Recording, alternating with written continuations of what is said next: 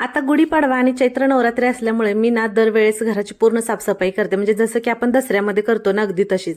आता तसा हा व्हिडिओ तुम्हाला 2 दिवस लेट पाहायला मिळतोय, पण हा गुढीपाडव्याच्या अगोदरचा आहे.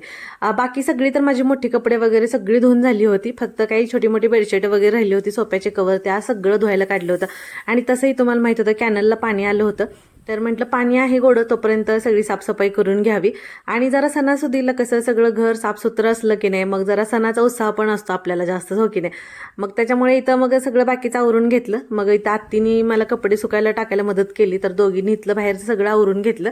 म्हटलं आता चला, कपडे तर माझी सगळी आवरून झालीच होती, म्हटलं बाहेरून तसंच जरा फेरफटका मारून येऊया. कारण आता स्वतः जास्त वेळ काम झालेलं असलं की पुन्हा आतमध्ये गेलं ना, मग असं वाटतं लगेच झोपून द्यावं, म्हणून म्हटलं नको झोपायला. म्हणून म्हटलं बाहेर जाऊन येऊ जरा. आणि इकडं आहोंनी STP चालू केली होती, थोडंसं पाण्याचा फवारा अंगावरती येत होता. कडक ऊन पडलं होतं, पण असं एकदम छान वाटत होतं, जसं की पाऊस यायला लागला असं. आणि पोळत होतं ना उन्हामुळे जास्त असं. म्हटलं थंडगार जरा बरं वाटलं, म्हणून तसेच पुढं आले आणि अगदी थोडंसं अजून असं थोडंसं भिजून घेतलं. आणि म्हटलं चला आता चिक्कूच्या झाडाकडून तिकडून जरा छान असं मस्त फेरफटका मारून येऊ.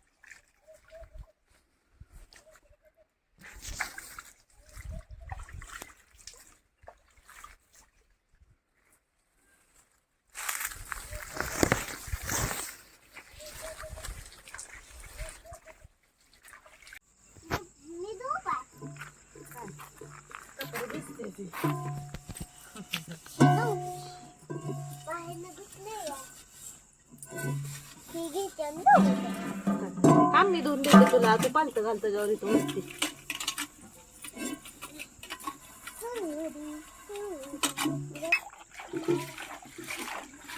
इकडे असतं इथं बा, पलीकडे जा. पलीकडे तू द्या.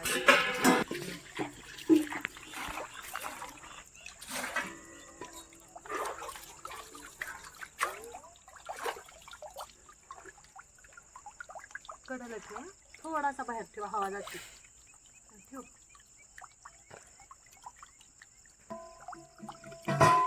बाहेर बाहेर.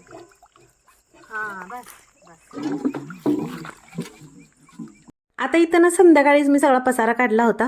2 ट्रॉल्यांमधलं तेवढं राहिलं होतं. आत्तींना म्हटलं तेवढं मला फक्त मोकळं करून द्या मुलांपाशी, आणि म्हणून मग मी बाहेर ट्रॉल्या भांडी सगळी घेऊन मी बाहेर घासत बसले होते.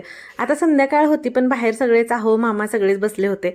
म्हटलं चला आता उद्यावर काम सगळं टाकून बसण्यापेक्षा आज थोडंसं आवरून ठेवा, ॲटलिस्ट घासून जरी ठेवलं तरी सकाळी मांडून ठेवता येईल म्हटलं. आणि एकच दिवस राहिला होता, म्हणून माझी जरा पळपळ सुरू होती.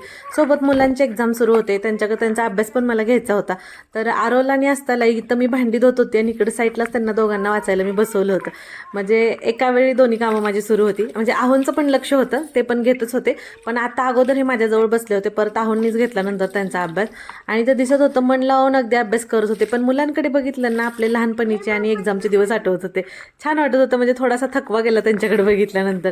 तर इथं जरा वेळ गेला माझा आणि सगळं माझं आवरून झालं. आणि इथं बघू शकता बा, सगळी भांडी आतमध्ये आणून ठेवली. म्हणलं आता चला स्वयंपाकाला काहीतरी करू. सकाळचा स्वयंपाक शिल्लक असल्यामुळे आता संध्याकाळी फारसं मला काही बनवायचं नव्हतं, आणि तसंही खूप कंटाळा आलेला होता. म्हणलं चला मटार राईस बनवून घेऊया इथं. तर इथं माझ्याकडे ना अगारोचा एक बॉयलर आहे, त्याच्यामुळे आता इथं मी मटार उकडायला ठेवून दिले होते. हा ब्ल्यू बटनसह येतो, आणि मशीनमधलं पाणी संपलं की मशीन ऑटोमॅटिक ऑफ होते.